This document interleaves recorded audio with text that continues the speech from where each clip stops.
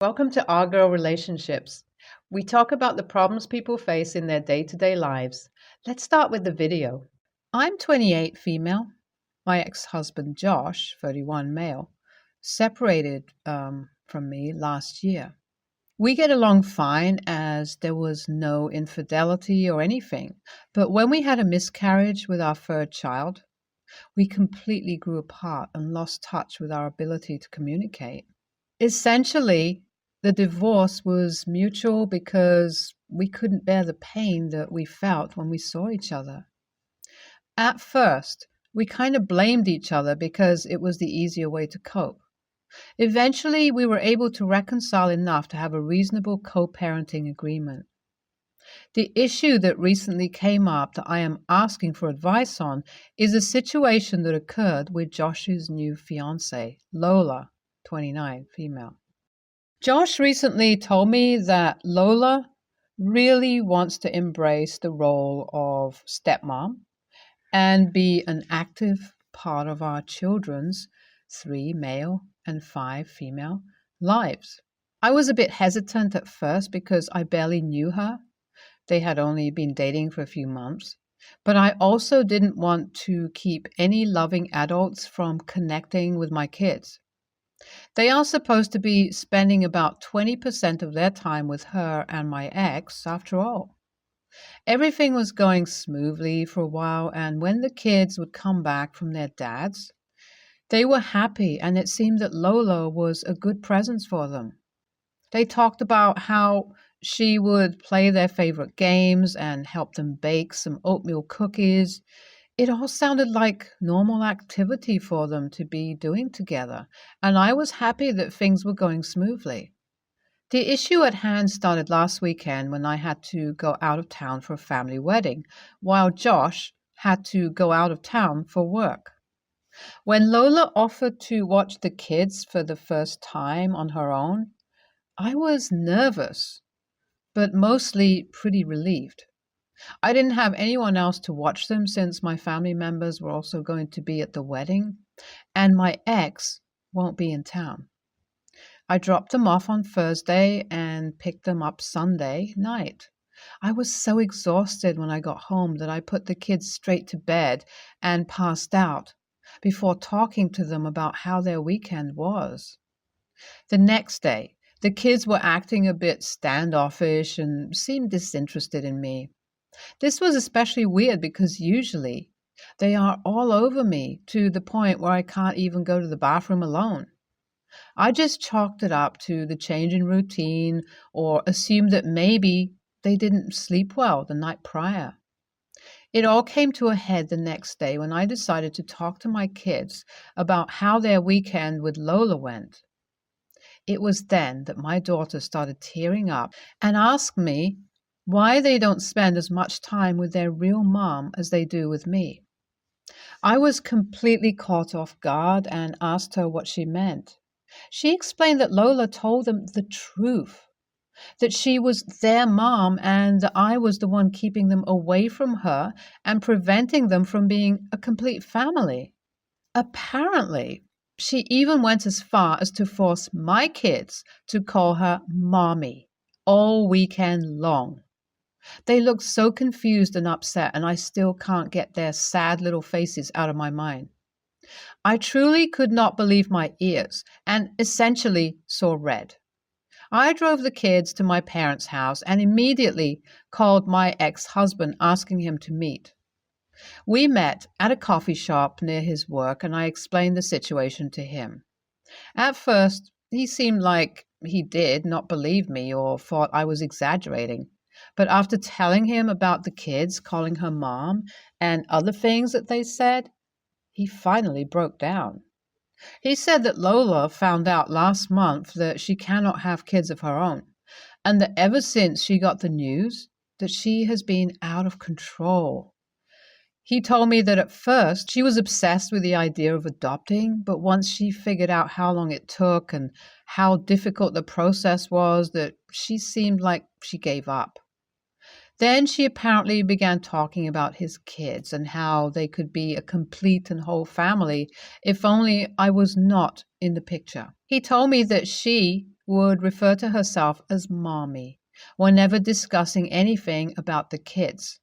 And while he claimed that he tried to shoot her down, she was supposedly relentless, and he found it easier to just ignore it. I told him that I no longer felt comfortable with her being around the kids and that I would fight for sole custody unless he dealt with her somehow. He was clearly pissed at that comment and stormed out of the shop. I didn't know what to do next, so in the heat of the moment, I decided to confront her myself about what she did. I drove to my ex's house and knocked on the door. She answered and, with a friendly smile, asked me why I stopped by. I then went off on her and told her that the kids told me about her telling them she was their real mom, and told her that she is delusional if she thinks that she is ever going to replace me as their mom. Hearing that must have set her off because her face completely dropped. She then started screaming at me that I am a terrible mother and telling me that she will love them better than I do once I'm gone. She ranted about how I don't do any of the things they like to do with them and that I am always too busy working to care for them properly. I couldn't believe what she was saying to me. It was like a completely different person took over her body. Seeing her reaction and hearing that threat kind of freaked me out, so I got in my car and left. It hurt me deeply to think about the fact that I let my sweet babies spend a whole weekend alone with this clearly unstable woman. I went directly to my lawyer to get some help dealing with the paperwork I needed to complete to fight my ex for sole custody. Part of me wanted to file some sort of restraining order, but I was too overwhelmed at the time, and I knew Josh wouldn't fight me on it when I refused to bring the kids there in a couple of weeks. I know that I'm not wrong for wanting to protect my children, but am I the AH for confronting her? Should I have gone about this a different way? So it has been a few weeks since my first post, and I wanted to update those of you who were so helpful. I want to start by saying that I got my kids into therapy so that they can understand that Lola was not telling them the truth. It seems to have helped a lot, and my kids are starting to become their normal selves again. As for Josh and Lola, it seems this incident has caused a rift between them. Josh is not a bad guy at all and is willing to get Lola some professional help, but I guess she insisted that there is nothing wrong with her. Her unwillingness to get help caused Josh to break off their engagement and end their relationship. I feel a bit bad about the whole situation because I never meant to break them up. The kids did like her at first, before the delusion started to consume her. I have decided to drop the fight for sole custody since Lola is out of the picture now, and Josh actually seems a lot less stressed without her around. I hope that she ends up getting the help she needs eventually, but either way, she will not be coming anywhere near my children ever again. I have an update for you all that I thought some of you might want to hear. Recently, my parents took the kids on a weekend trip out of town. While they were gone, my ex stopped by to bring me some of his mom's scones that he knows I love dearly. While he was here, we ended up talking about the whole situation, and he opened up about how foolish he was to date and get engaged so soon, and how all he ever wants when he thinks of the future is me. One thing led to another, and we ended up sleeping together. It was honestly so nice to be with him again. It felt like home. We ended up spending the entire weekend together, and we decided to start dating again to see where it goes. I'm feeling a range of emotions, and I know that Josh is too. I think the time that we have spent apart gave us a chance to heal a lot. I don't see my third baby when I look at him anymore. I just see all the love we have for each other and the love we both have for our other two precious babies. I'm really hoping that perhaps we can grow closer and maybe one day even consider being together again. He has always been the love of my life, and I'm so glad that we spent the weekend together. Even if nothing comes of it, I think it really helped us in so many ways, and we will have a much easier time connecting and communicating in the future. A lot of you were interested to know what happened to Lola, so I figured I would make another update, especially because I got some news yesterday. So, to start, it has been about 8 months since the original incident, and Josh and I have officially gotten back together.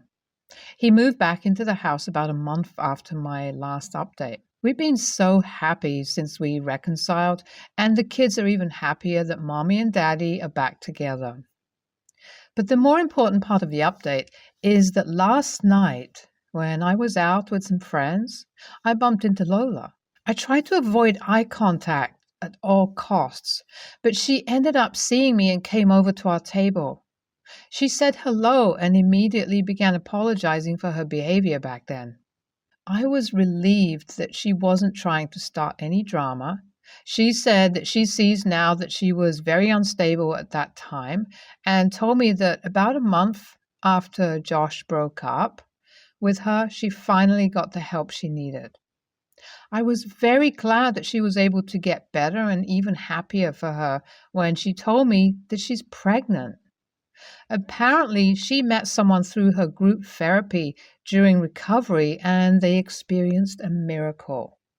She is already quite a few months along at this point, and it is looking like it's going to be a successful pregnancy with a healthy baby. My best friend, female 29, just got engaged.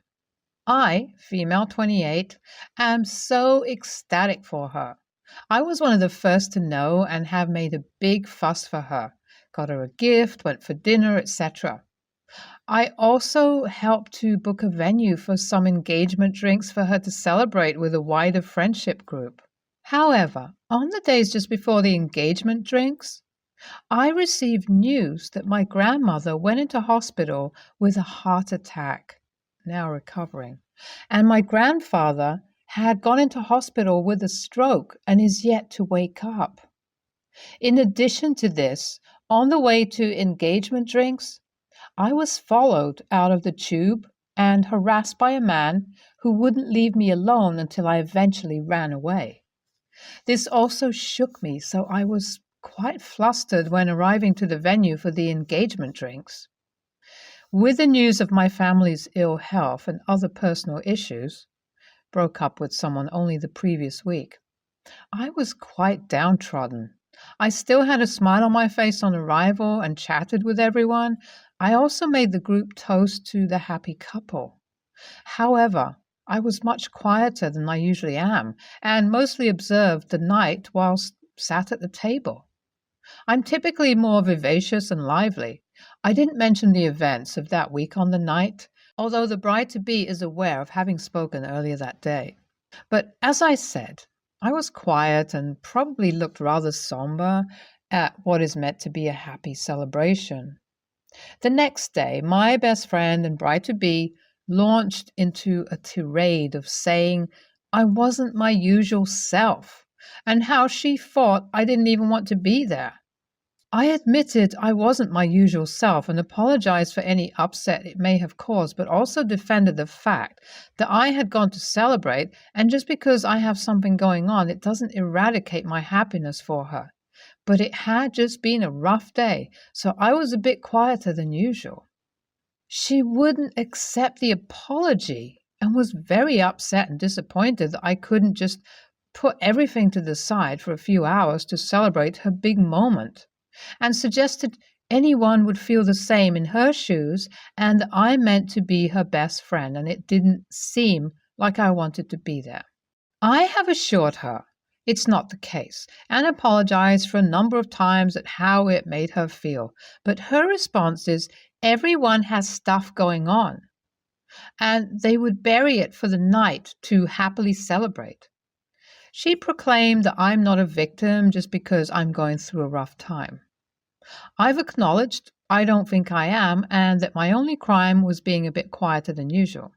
Note, some of her other friends only showed for half an hour, so only 6 friends remained of the 12 invited.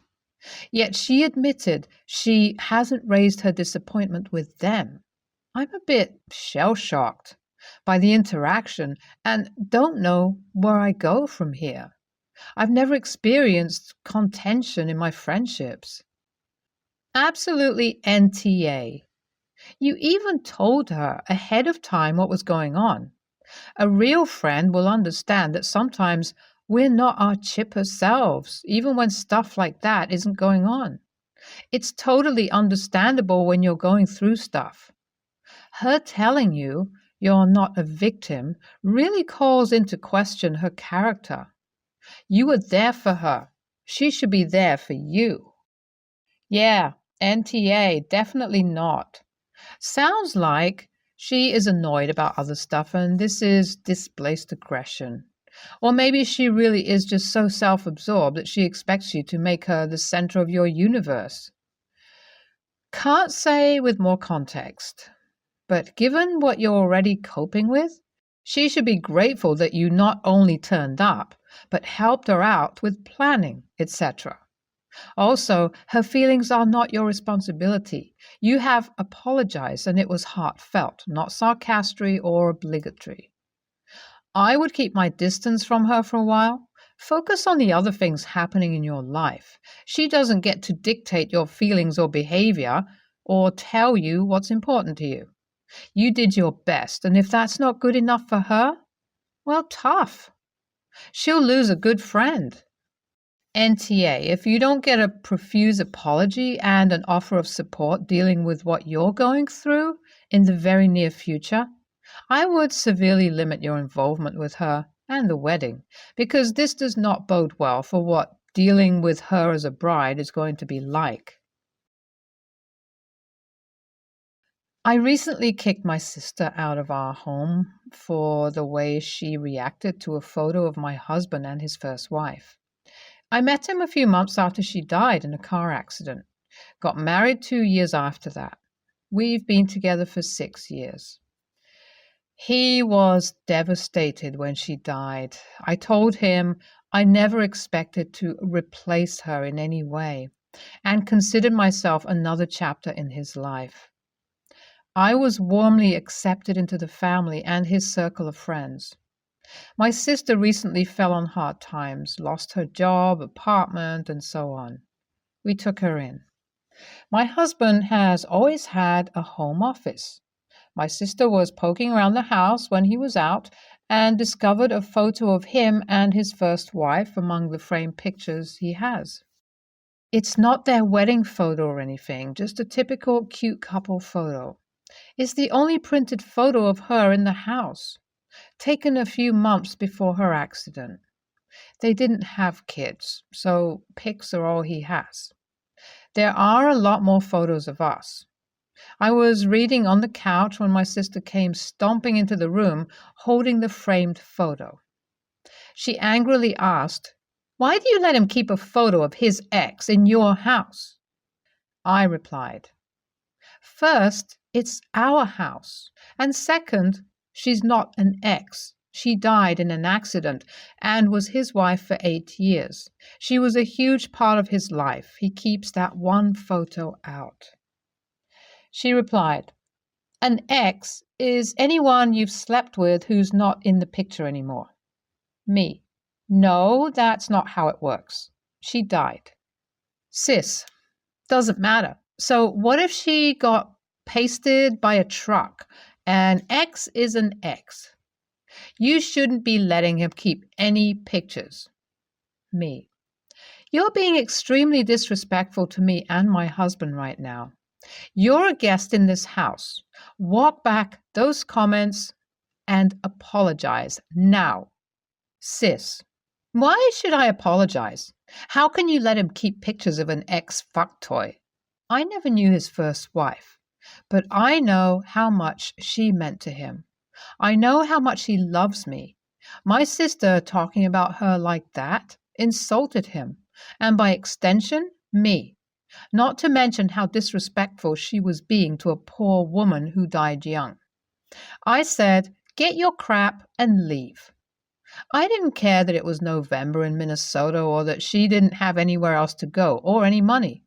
She had been beyond disrespectful to me and my husband over a single small photo. Me. If you're worried about sleeping in your car this winter, you should have thought of that before insulting the people sheltering you. I made sure she was gone before my husband even got home. He was shocked when I told him what had happened since he'd always had a polite, neutral relationship with her. He thanked me for having his back. I got a call from my mom telling me it was my responsibility to take care of my sister. I laughed and hung up. I've been asked by a few people how I could basically destroy my relationship with my sister over this, and have replied that she was the one who did so. AITA for how I handled this? NTA, you didn't kick her out over a photo. You kicked her out for being disrespectful, rude, and absolutely inconsiderate. You're right about your husband's late wife. She's not an ex, and nor is she a fuck toy. She was your husband's wife. To say that she was a fuck toy was just purely disrespectful to the poor woman's memory. What does your sister expect? For your husband to forget all about his late wife? They didn't break up. One of them died. It's not an ex situation. As you said, you're a new chapter. That doesn't mean you burn the old chapter. It's okay to appreciate the present while appreciating the past. You did the right thing. NTA, your sister is, though. To start with, she's poking around your house, which is rude out of the gate. Then she has the nerve to be offended by a picture that is literally none of her business. And she has to double down to be even more of a rude, insensitive AH. You were absolutely right to defend your husband and his late wife. She was totally offline, and she kicked herself out. If your mom is so worried, she can take your sister in.